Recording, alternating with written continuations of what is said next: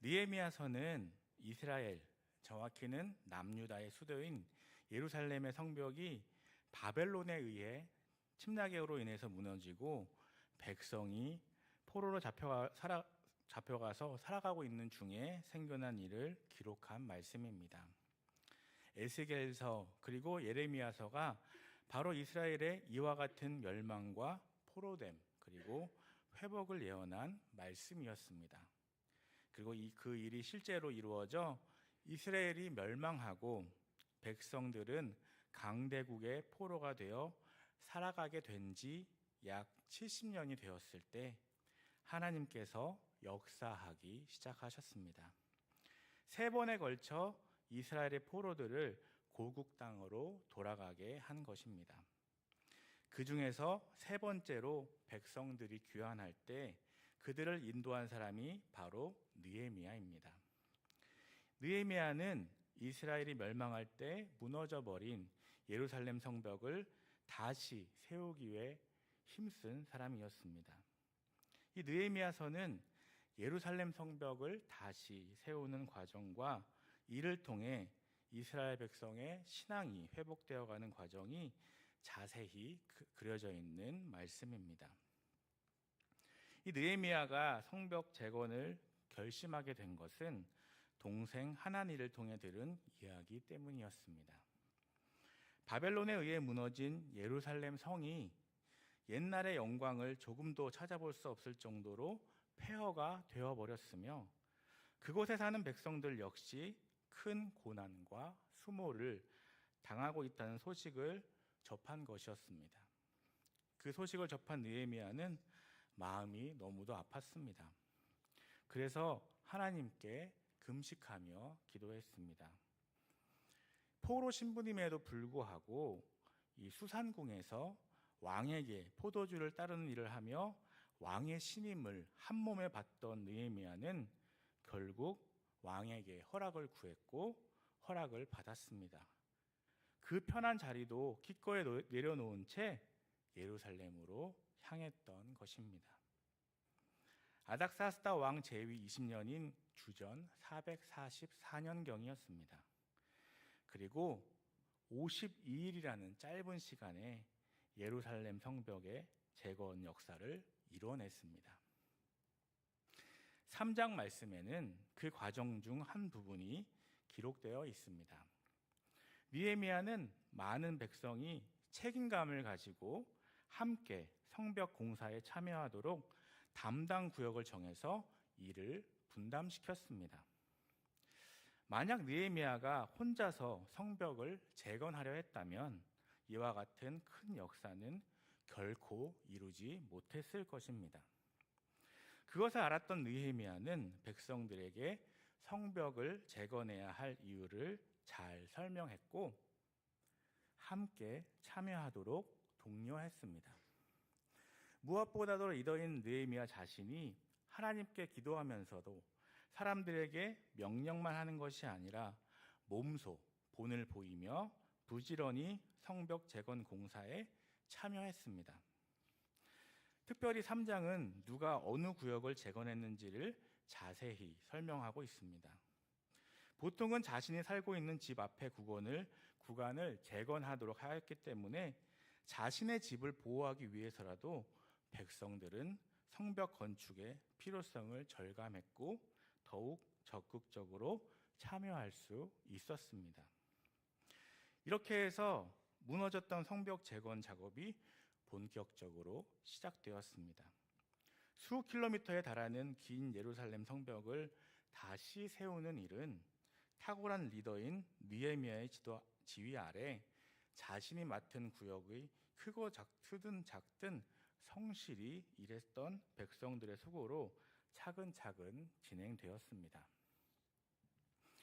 이처럼 하나님의 공동체는 각자 성향도 재능도 맡은 부분도 다르지만 자신이 맡은 곳에서 복음을 위해 헌신하는 사람들을 통해서 완성되어져 갑니다.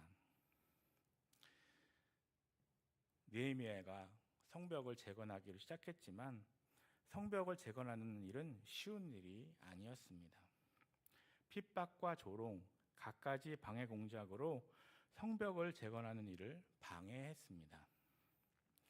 성벽을 재건하는 이 우여곡절의 과정처럼 세상 속에 뒤엉켜 지내면서 나의 신앙과 나의 가치관과 거룩함의 경계선을 지키는 것은 무척 어려운 일입니다.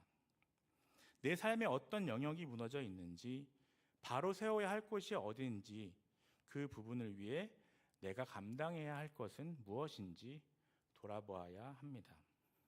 그리고 나의 마음에 무너진 성벽을 다시 쌓아야 합니다.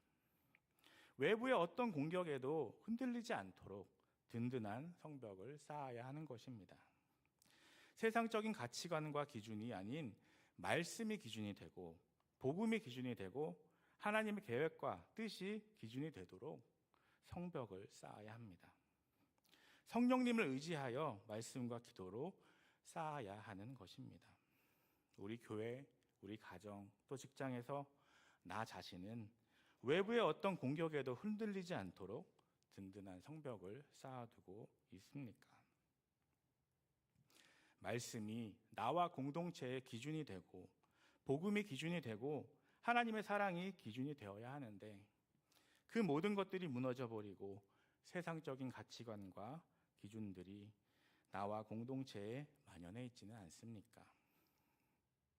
나와 공동체를 새롭게 세우기 위해 내가 감당해야 할 영역은 무엇일까요?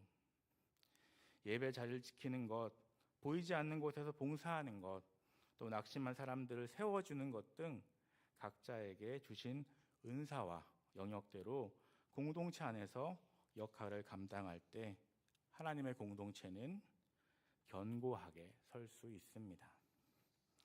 이것은 가정에서도 직장에서도 마찬가지입니다. 부모로서 또 자식으로서 형제로서 상사로서 직장 동료로서 감당해야 할 자리와 영역이 있다면 그것에 충실하며 공동체를 세워나갈 수 있어야 합니다.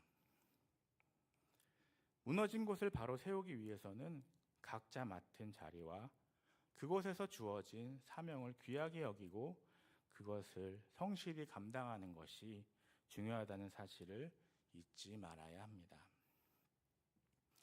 느헤미야는 왕의 술관원이었습니다. 정말로 좋고 편한 자리였습니다. 경제적으로도 풍족했고 누가 봐도 성공한 사람이었습니다.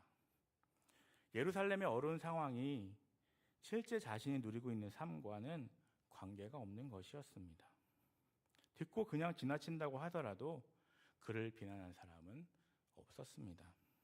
하지만 느헤미야는 하나님의 백성이 고난과 억압을 당한다는 것이 너무도 슬펐습니다.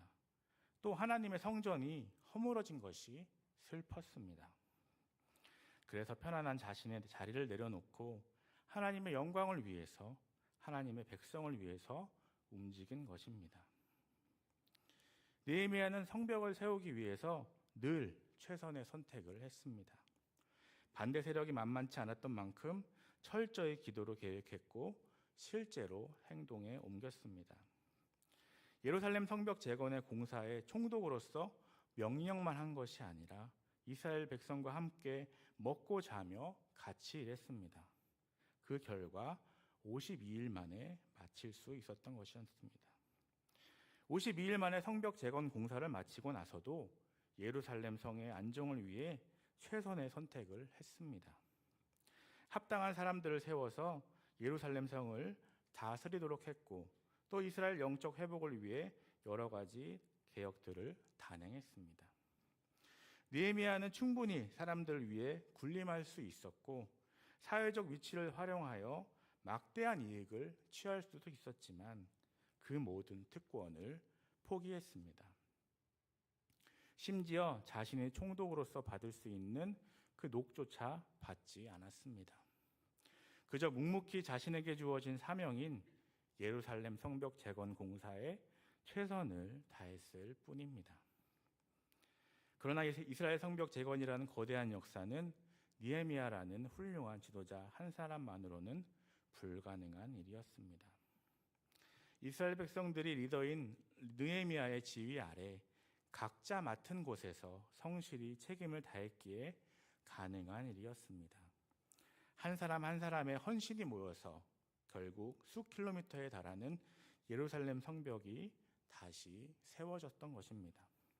눈, 코, 입, 귀, 팔, 다리 등 우리 몸을 이루는 신체 부위가 각자의 자리에서 맡은 일에 충실했을 때 내가 건강히 먹고 자고 숨 쉬며 살아갈 수 있듯이 우리가 속해 있는 공동체도 그렇습니다.